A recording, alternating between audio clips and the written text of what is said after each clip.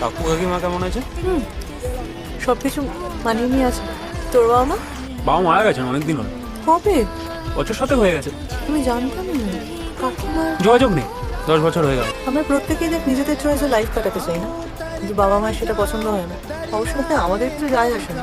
আমার উল্টোটাও মনে হয় জানিস, বাবা মা হয়তো কোনো কোনো সময় নিজেদের পছন্দ মতো জীবন কাটাতে চান, তাদেরও কাটানোর অধিকার আছে।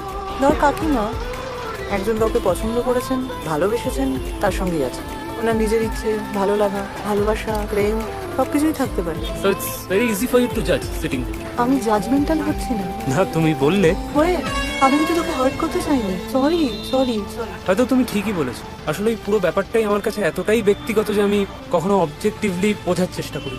এর ফিরবি তো? এত দূর এসেছি, দেখা করে যাবো না? কার সঙ্গে? আমাদের ছোটবেলা।